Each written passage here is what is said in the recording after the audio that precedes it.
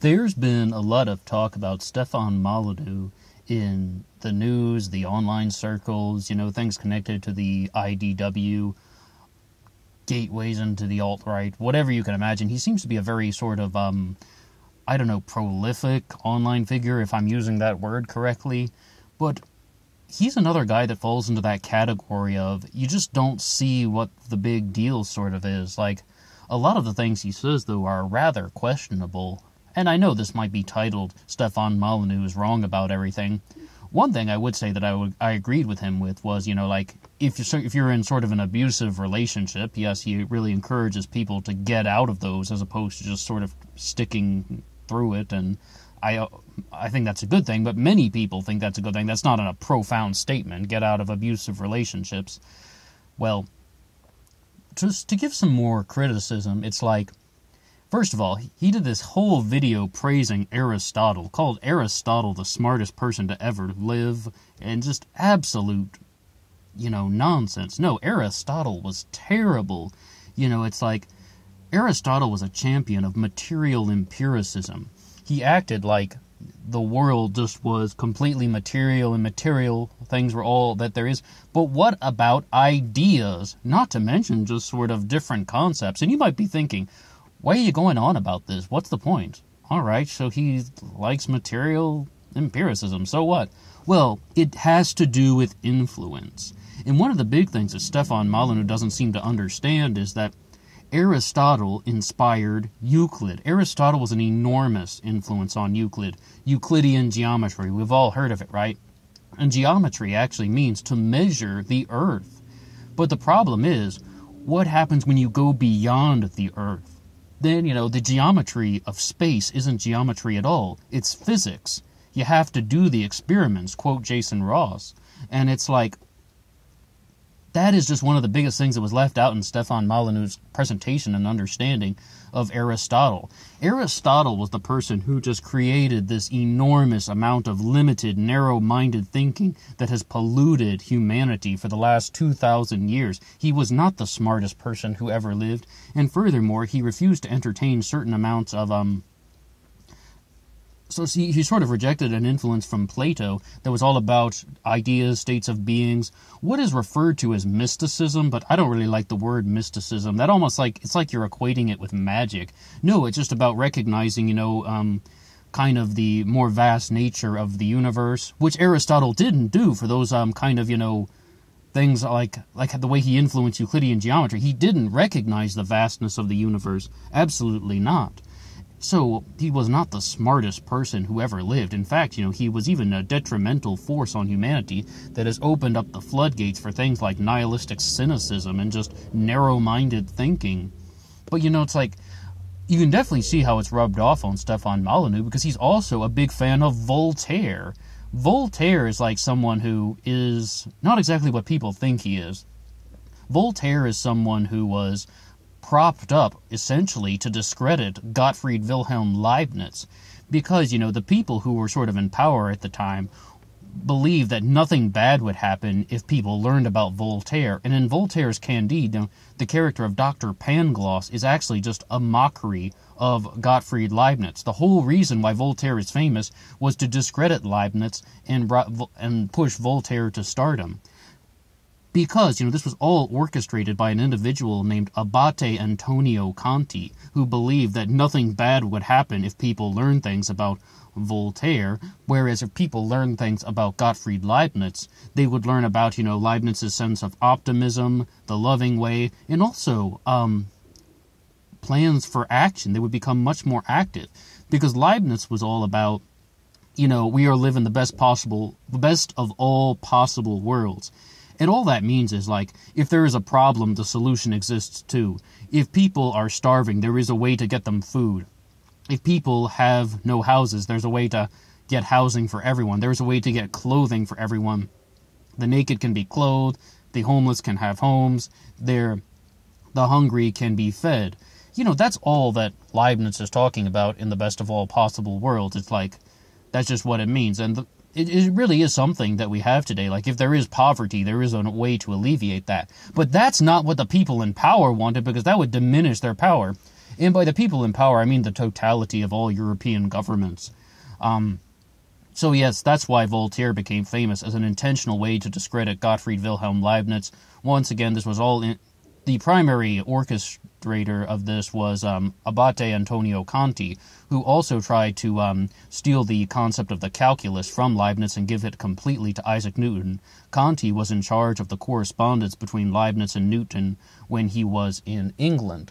But some of the other things about Stefan Molyneux is that he really tries to play to the sense of men who are in their early 20s and also teenage males. The whole notion of about he's a large advocate for all girls need to be dating nice guys. And I've talked about this concept on the channel a lot, where it's like the first thing that all guys need to recognize, like if you're just sort of sitting around and you're thinking no girl wants to date me because I'm too nice, you're not a nice guy. No, you're just agreeable. And that, I mean, like, I say that in a very positive way. I say that in the most, optimistic way. There's a very big difference between being nice and being agreeable. I mean, let's face it, if you're sitting around feeling bad that you're not having a sexually active relationship with a woman, that's not even necessarily a nice thing. No. I mean, you shouldn't be trying to just sort of fill teenage boys and young adult males in their early 20s with this sort of frilly sense of, you're too nice to get a girlfriend, that's your problem. No, you're too agreeable, and they aren't perceiving that as a form of strength. They aren't perceiving that as a form of protection, because women are all about, mating for defense and security, whereas men are more about mating for attractiveness. And men also want multiple partners to spread their seed. This is we're only 2 steps away from chimpanzees, by the way. These are very, very large animal traits, and in the 21st century, people are becoming aware of it, but there's just so much frilly nonsense associated when it comes to what Stefan Molyneux is promoting. Even when he talks about things like discipline and childcare, like you should never spank your children, there are other ways to do things.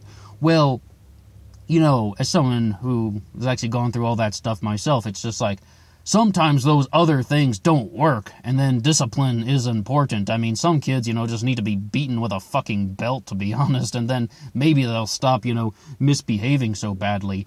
Because one of the things that we have to recognize is, it's also just about keeping order in the house. And you shouldn't go to the extreme length when you're sort of saying that, things like spanking children and disciplining children physically is completely off the table and completely off limits. And I genuinely mean that, because sometimes those things are necessary, even if it's the last resort. And yes, it should be done less, and yes, it should never come to the point where it uses excessive force or brutality, but it's like, it's just, sometimes parents need to go to that level. And I don't think that is an outrageous thing to say. I just, just sort of, one of the big things, though, that people are really noticing about Stefan Molyneux is that he is somebody who is becoming a very large gateway drug for the alt-right. He just really tries to build up a lot of energy into very certain demographics. And a lot of people are noticing, though, that the statements that he is saying are not quite profound. And, once again, when he's talking about people like Aristotle and Voltaire, it's just like not the best assessment. A lot of people really just think that he has a very sort of nice delivery. I mean, I wish I had an accent like he does. It's like Irish with just a little bit of Canadian. He's very entertaining to listen to.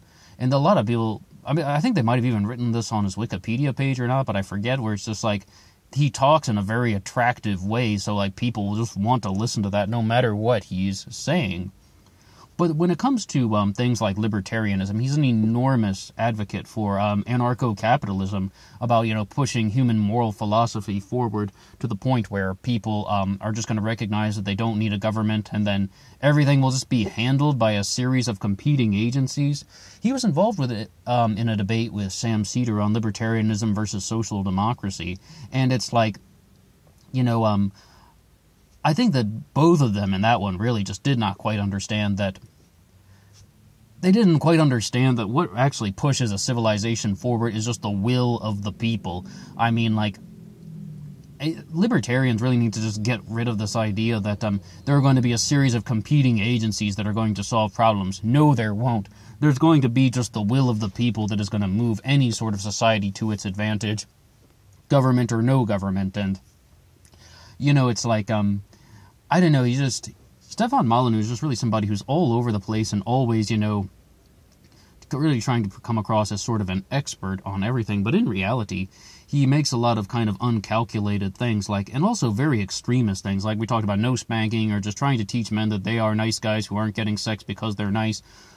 Well, all of those things are kind of just, not exactly ego-stroking. I guess it would be more like trying to fill people with a sort of delusional sense of, either entitlement or kind of just filling somebody with hot air, to be honest. He would have been a great hot air salesman, if you were selling balloons at a carnival or something. He probably would tell you that, it just has just the absolute perfection of moral well-being is contained in this balloon or some crap like that. And that would have been a great career for him.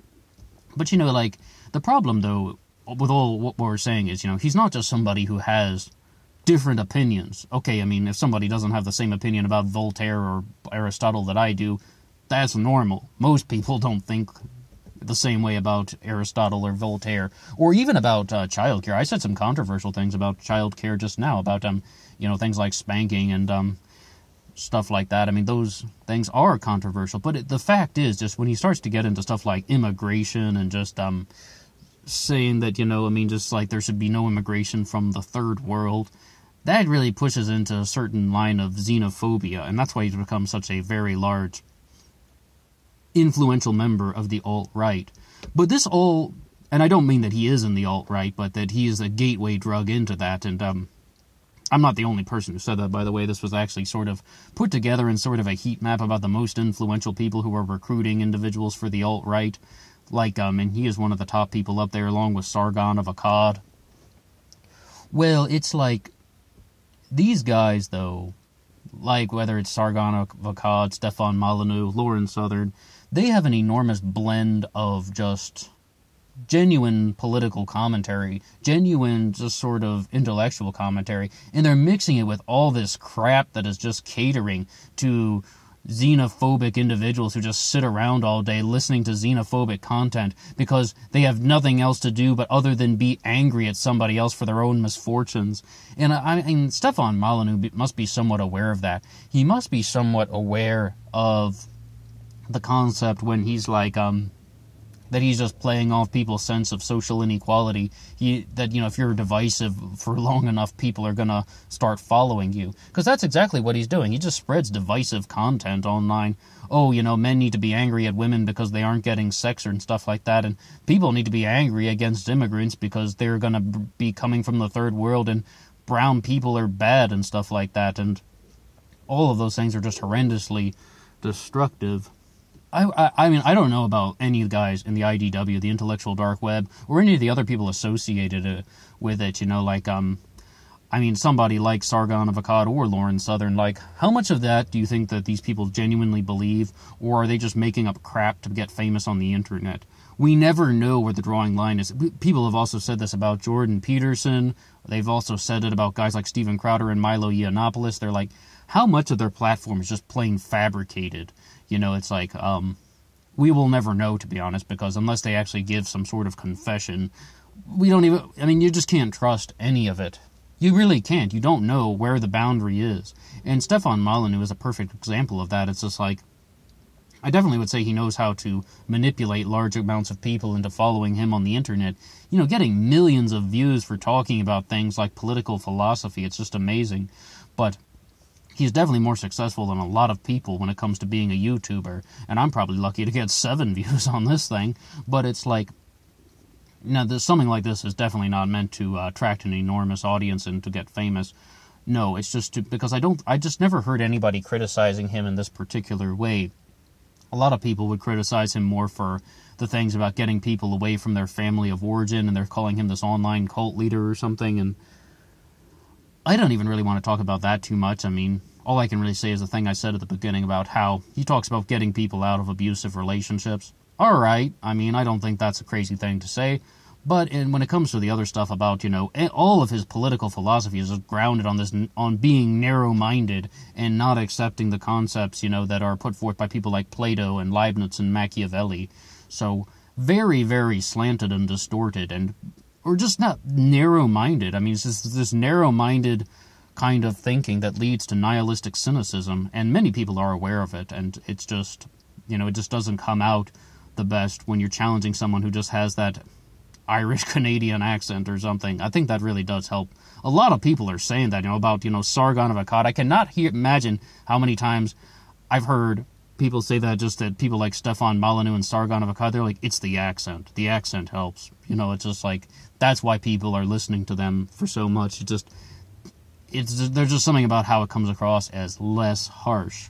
Well, what do you think? Do you have anything you would like to challenge me on about Stefan Molyneux? I mean, I know I've said many things. Would you like to say anything at all in response? If you have any sort of challenge, comments, questions, concerns, complaints, please drop a comment below. And until next time.